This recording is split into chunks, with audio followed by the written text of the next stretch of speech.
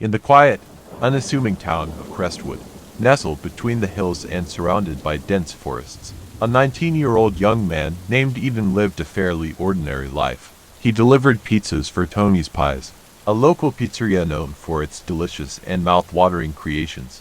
Crestwood was a small and close-knit community, and Eden knew most of the people by name. One brisk evening, as the sun dipped below the horizon, casting an orange glow over the town, Eden received an order for a large pepperoni pizza. He got on his trusty bike and rode through the cool fall air, inhaling the aroma of freshly baked pizza. Following exactly the address on the order, Eden found himself on a narrow, dimly lit street. The houses stood far apart, and the streetlights cast eerie, elongated shadows. He pulled up to the address, a building that stood out among the quaint houses and was unlike anything he'd seen in Crestwood before. It was a dilapidated, unsightly inn that seemed to have been abandoned by time itself. The bricks were crumbling and the windows were covered in soot. Eden reluctantly got on his bike and climbed the creaky, old wooden steps leading up to the entrance. He hesitated and reached out to ring the bell, but not before the door slowly opened, revealing a sight that sent shivers down his spine. Standing before him was a man in his 60s, dressed in a tattered and dirty woman's sweater. His graying hair was disheveled and his eyes stared with a peculiar intensity. Meeting his gaze, Eden felt a chill run down his spine. The room behind the man's back was dimly lit, and Eden's gaze turned to the bed where a young man of about 16 lay shirtless, his eyes wide with fear and confusion. Eden couldn't help but wonder what was going on in that room, but he hesitated to ask. The silence was broken by a male voice that was a strange combination of cordiality and menace. "Why don't you come in? Come in, don't be shy," he beckoned, his voice oozing an unsettling charm. "Meet Trevor. I'm sure you'll become very good friends." Eden's heart raced, his instincts telling him something was wrong. The situation was taking an alarming turn, and Eden tried with all his might to escape. In a panic, Eden managed to mutter, "I just came to deliver pizza," while holding the box tightly as if it were a shield. The man's smile widened and he replied, "Sure, pizza. How much do I owe you?" Eden named the amount without waiting for payment, as he was anxious to get away from this creepy encounter as soon as possible. The man reached into his pocket and handed Eden a wad of crumpled bills that was slightly short of the cost of the pizza. Eden grabbed the money without paying attention to the shortfall and quickly nervously walked out. As he descended the rickety stairs and got on his bike, Eden's thoughts raced. The strange encounter at this abandoned hotel had shaken him to his core. He rode back to the pizzeria, hoping to forget himself in the soothing hum of the kitchen and the aroma of baking dough. Eden's heart pounded with excitement as he recounted his disturbing experiences to his coworkers. Tony, the owner of the pizzeria, an elderly gentleman with a wealth of experience, listened to him intently, frowning his eyebrows. "Eden," Tony began, "I've lived in this town for a long time and I've heard some strange stories about this hotel. Strange things were always happening in it, and few of the locals would go near it." Eden couldn't get the image of the disheveled man and the confused boy out of his mind.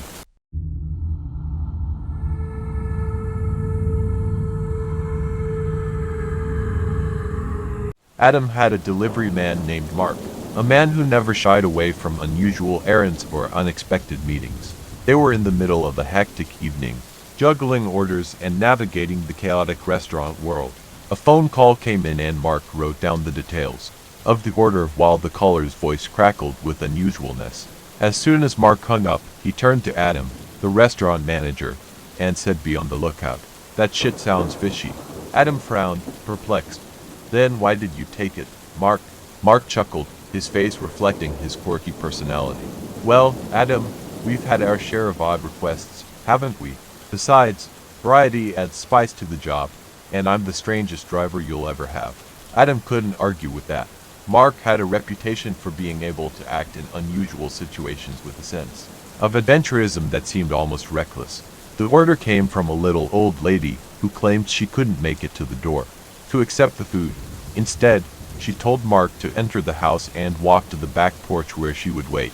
It was the strangest instruction Adam had ever heard, but he shrugged, recognizing that it was oddities like this that made Mark a pleasure to work with.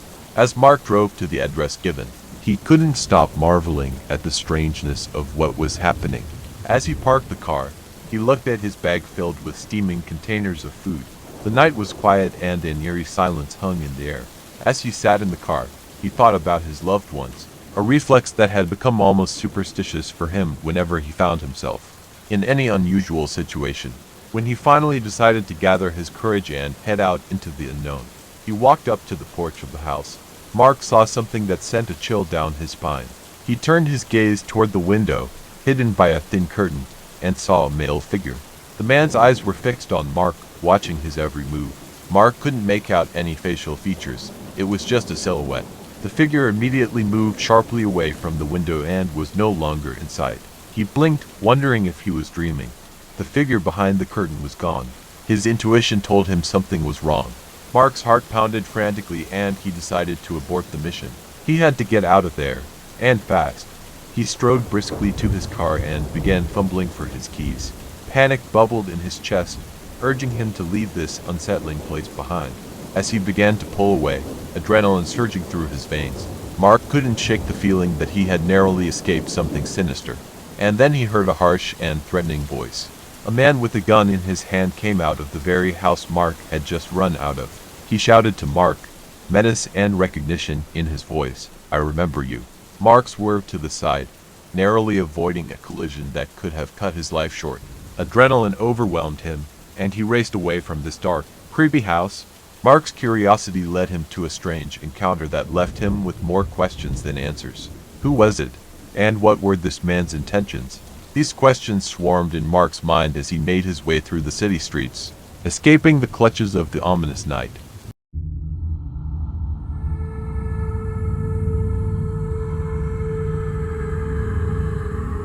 In One Town Hill, Emily found herself on the night shift at Tony's Pizza Haven. Everyone in the town knew each other, and life was slow and measured. For Emily, working at the local pizzeria wasn't just a job. It was a part of town life. One crisp fall evening, Emily was assigned to deliver workers for a house under construction a block away from the pizzeria. The workers were hard at work, and their burgeoning appetites led them to order a feast: a stack of hot pizza and a 2-liter soda. Emily held the steaming pizza boxes tightly in one hand and clutched a bottle of frosty soda in the other. As they approached the construction site, Emily couldn't help but marvel at the progress being made in erecting the house. The sturdy wooden frame of what would soon become the home of someone's dreams loomed in the fading twilight. She'd been to this construction site before, but this time it was different. Workers were resting near the entrance, taking a break from their hard work. Emily, always in a cheerful mood, greeted them with a smile. The crew leader, a stout man named Dave, gave her a friendly nod. "Hi, Emily, we're starving here."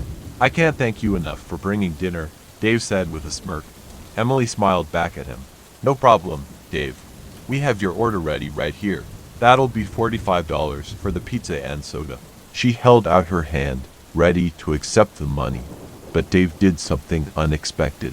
Instead of acting like a normal person and handing her the money, he lunged forward. His rough hand reached into her pocket, shoving a wad of money and a crumpled bill into it. Emily's heart raced and a shiver ran down her spine. It became clear that Dave wasn't just trying to hand her the money. He was trying to touch her in the most exciting way possible. Instincts kicked in and Emily acted quickly. She stepped back and demanded firmly, "What are you doing, Dave? Get your hands out of my pocket." Dave's actions were strange. It was as if time had slowed down. He fiddled with his hand in her pocket for what seemed like an eternity, his eyes full of anxious tension. Emily's voice trembled, but she didn't let fear get the better of her. "I'm warning you, Dave. Take your hand out of my pocket immediately, or I'll call the police." The employees, who at this time were relaxing and enjoying a break, froze in shock. Dave, as if brought back to reality, pulled his hand out of her pocket, a look of confusion and embarrassment flashing across his face. Leaving the construction site, Emily couldn't shake the feeling of unease. This strange incident made her feel vulnerable, even in a city where she had always felt safe. For the next few days, Emily couldn't get rid of her thoughts about what had happened. The incident continued to haunt her, and she tried to understand Dave's inexplicable behavior. She knew him as a friendly and reliable customer, so the sudden change in his behavior left her puzzled. A few weeks passed, and gossip spread through the town. The rumors spread like wildfire. and some of them claimed that Dave was acting strangely not only toward Emily, but also toward other women in town. The incident with Emily was just the tip of the iceberg. Emily found herself back at Tony's Pizza Haven one evening, taking orders and socializing with coworkers. The pizzeria had always been the center of local gossip, and it was here that she overheard a conversation that sent shivers down her spine. A group of women huddled together, their voices hushed. They were recounting disturbing encounters with Dave at the construction site, retelling stories similar to the one Emily had told. It seemed that Dave's actions were not isolated incidents, but part of a disturbing pattern of behavior.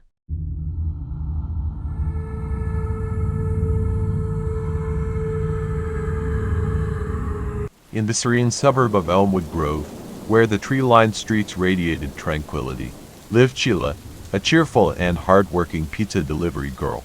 She had been working at Luigi's Pizzeria for years, delivering delicious pies to the residents of this affluent neighborhood and bringing smiles to their faces one pizza at a time. One cool fall evening, Sheila set out on her usual route. The sun had dipped below the horizon, casting long shadows over the clean lawns and manicured gardens. She parked the car in front of a stately two-story house that seemed to stand out even among the luxurious residences of Elmwood Grove.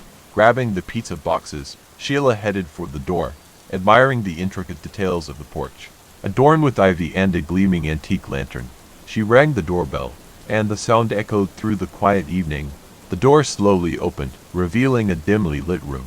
A small boy, no older than 5 years old, peered out of the door. His eyes were wide with an unusual combination of fear and curiosity, and his voice, barely audible, whispered, "I've been kidnapped." Sheila was stunned, her heart pounding in her chest. She couldn't believe what she had just heard. A shiver ran down her spine at the boy's statement, and she instinctively looked around for any sign of trouble. But all was calm and quiet. Before Sheila could react, a tall man in an immaculate dark suit appeared behind the boy's back. He reached out, gently took the child's hand, and pulled him back into the house. "Thank you," he said with a forced smile, "for delivering the pizza." The door closed, and Sheila was left on the porch stunned and confused. Questions and doubts swirled in her mind. Was the boy telling the truth, or was this some kind of twisted prank? She couldn't shake the feeling that something was wrong. Unable to forget the disturbing encounter, Sheila decided to trust her instincts. She quickly dialed the Elmwood Grove Police Department's emergency number, and within minutes a patrol car pulled up to the house. She told the two officers about the strange encounter, and her voice shook with concern. They exchanged glances, clearly taking the situation seriously.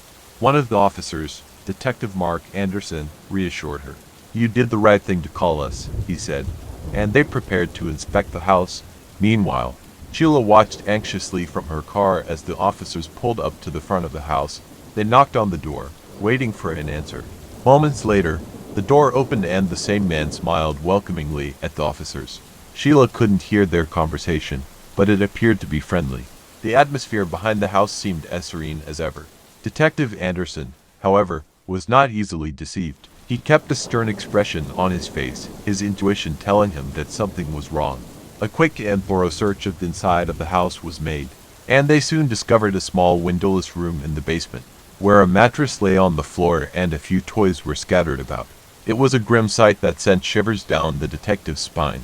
The officers came face to face with the man, and as they pressed on, the facade began to crumble. His facial expression went from cordial to defensive, and he stammered his answers. It became clear that he was hiding something sinister. Back on the street, Sheila watched the situation unfold, and her heart pounded frantically. She couldn't shake the guilt she felt for trusting her intuition and making that important phone call. She realized that a little boy's safety could depend on their actions right now. The police officers demanded answers to questions from the man, and as the tension mounted, he finally confessed. He had indeed kidnapped the child and held him captive in the basement for several days. The truth was far more horrible than Sheila could have imagined.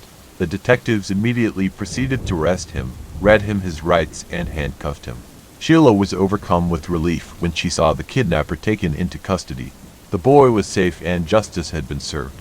As Sheila testified to the police, she felt a renewed sense of responsibility to her community and realized that she had played a crucial role in preventing a terrible tragedy.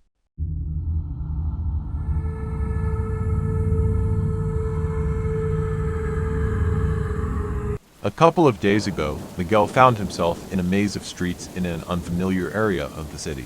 His task was simple: to deliver pizza to an apartment complex located in the very center of the city. As an experienced Domino's driver, Miguel had learned a few tricks of the trade. One of those tricks was the wisdom of parking behind apartment buildings to save time. The narrow streets and endless traffic lights gave him enough headaches to learn this valuable lesson. The evening was cool, dusky, the kind that made neon signs and streetlights flicker, painting everything in a surreal light. Miguel approached the complex, noting that it was a bit dilapidated. But in this part of town that wasn't surprising. He was focused on getting the pizza to the customer as quickly as possible. As he approached the entrance to the multi-story building, his thoughts were filled with the joy of finally finishing his delivery. But barely as he approached the door, chaos reigned in his world. "Lie down."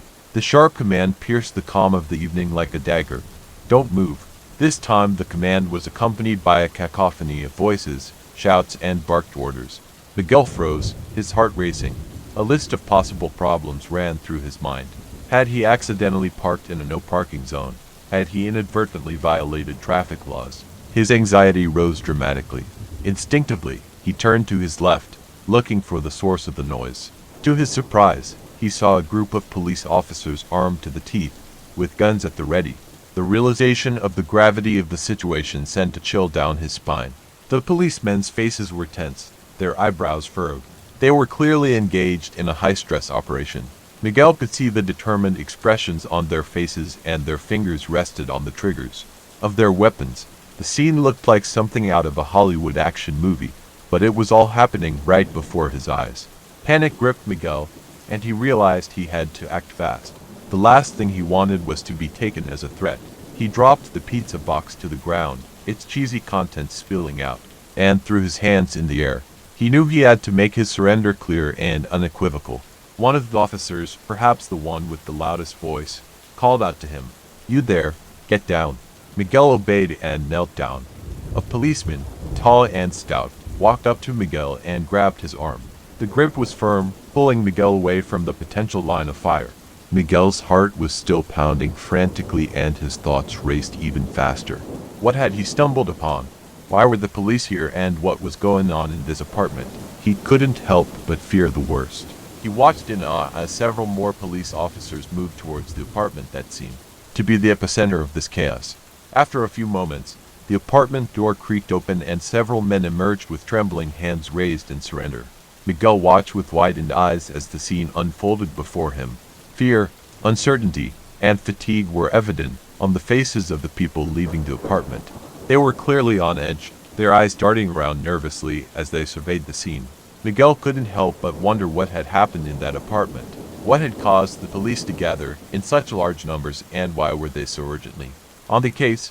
He had a lot of questions, but at the moment he was focused on not accidentally getting caught in the crossfire. Miguel pulled out his cell phone and dialed the number of his Domino's store. His coworkers must have been concerned about his inexplicable delay, and he felt it necessary to bring them up to speed. He recounted the strange turn of events, the confrontation with the police, and the tense situation he found himself in. Meanwhile, the customer who ordered the pizza also deserved an explanation. He dialed the customer's number and talked about his experiences. The customer, realizing the unusual nature of the situation, was surprisingly responsive. Moreover, he insisted on increasing the tip from the original $3 to a generous $15.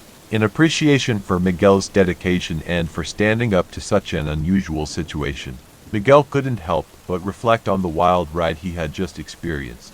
It had been, without a doubt, the most unusual and stressful event of his career as a Domino's delivery man.